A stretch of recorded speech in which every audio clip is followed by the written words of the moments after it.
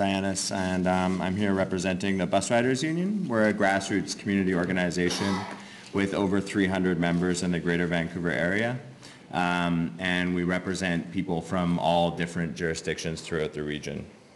And the Bus Riders Union position has been that operating this RAV line as a private-public partnership is it's wasteful, it's ideological, and it's essentially anti-democratic. On the other hand, there is strong public support for this line in the business community, among some unions, but particularly with the public and the commuters. Yes, sir.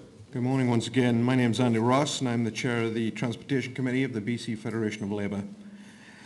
And as you are well aware, our federation has maintained an active interest in TransLink's 10-year plan since it was presented for public comment in the fall. And all the way through that process, we have stressed the importance of keeping the public in our public transportation system. We stress that point because it's the provincial government and their major funding source who are determined to force public-private partnerships in this region. Despite the fact that last May the GVRD opposed a 3Ps, Victoria has ignored these calls. Instead, we have a provincial government that continues to march ahead with a policy that no one wants. I have a sense that there is strong public support. People love rapid transit. They like riding the SkyTrain.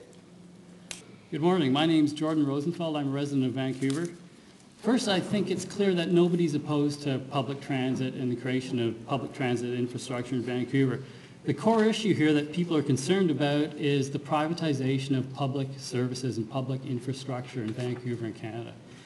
And I am strongly opposed to the privatization of public services and infrastructure, whether it's hospitals, healthcare, or transit infrastructure. The Triple P, Vancouver Council and GVRD have called on us to avoid a Triple P on this project. There have been intense debates, and I believe we've listened to those elected officials and considered their views. And I know that the P3s are carefully thought out. I personally don't have a position on P3s. I think they're simply a financial instrument that are sometimes good and sometimes bad. In my opinion, public transportation should be just that, public. Thank you. I also object to the private-public partnership. We need transit that serves the needs of the people who take public transit. We do not need public transit that serves private interess or that takes control and accountability out of the hands of the people elected to oversee public services. You have that responsibility.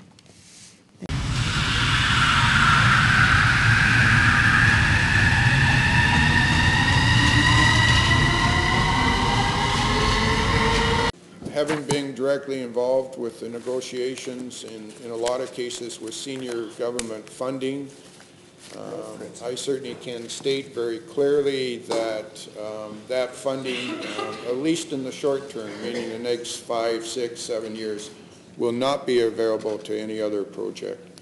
The last thing I'd like to say is a lot of people have made the case that this is a unique funding opportunity and that if this is lost, there will be no opportunity for funding for public transit infrastructure in Vancouver. I think that's grossly misleading. Vancouver and the region is a large developing district. I think there's going to be development and money for development of infrastructure for transportation that's going to come online from the federal government and from the province in the future for a long time to come, just because there's a necessity for that money for developing that infrastructure. So the idea that this is a once-in-a-lifetime opportunity, I think, is a myth. This will go sideways. It will not be built before 2010. It will not be built while any of us that are sitting around this table are actually here. That it will, because we have no time to build it before build something before 2010. And I also question not only where the money is going to come from, because the only money that we have assured for any project in the RAV corridor is our $300 million, because everybody else's is project specific. Well, the federal government, the provincial money will disappear. The question has to be posed, and I think this is the media's job to pose. I'm going to interrupt it, and I know you're on a train, but I want the audience to be quiet, please. Okay. It is important that we take the time. The question that needs to be posed to the federal government and the provincial government, is your commitment like ours to public transit in the Lower Mainland and relieving gridlock and making sure that people can move around this region, or is your commitment solely to a public-private partnership? Is that ideological piece of this so important that you're prepared to destroy our ability to go forward and build the public transit that we've been saying for the longest time needs to be built in this region?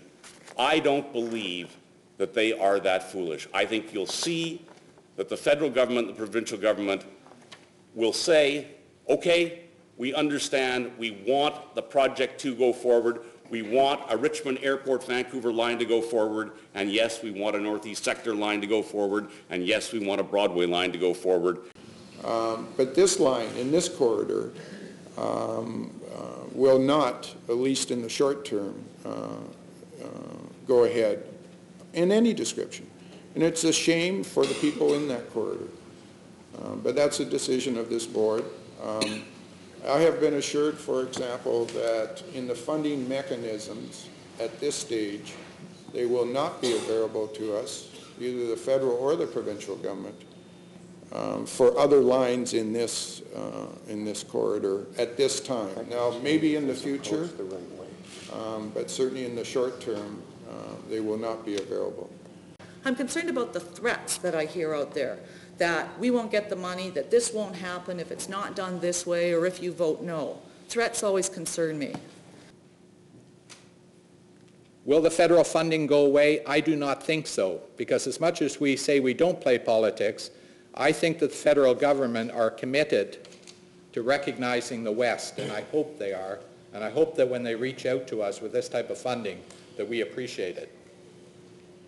My name is Eunice Parker, and I'm a longtime resident of Coquitlam and was active in city government for a number of years.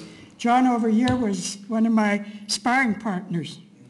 I just like to focus on 3 main points in the time that's allowed, and I won't take 5 minutes. First of all, RAV line doesn't fit. It flies in the face of years of regional planning. You would be circumventing long-standing planning and pushing the RAV line through. RAVCO, the project management company, together with the provincial government, has woven a fairy tale that this project, P3, planned, built, and operated, is the final solution to traffic gridlock. If not the final solution, at least well along the way. Closer to the truth, I think, is it will eat up the transit money for years to come and has an extreme likelihood of loading us with huge increases for the unconfirmed costs. Secondly, P3 provisions are steeped in secrecy. Public-private partnerships are fraught with unknowns. Who pays for the overruns in construction? Who pays for the operating deficit? Who determines the cost of fares to transit riders? What rate of profit is guaranteed to the private contractor?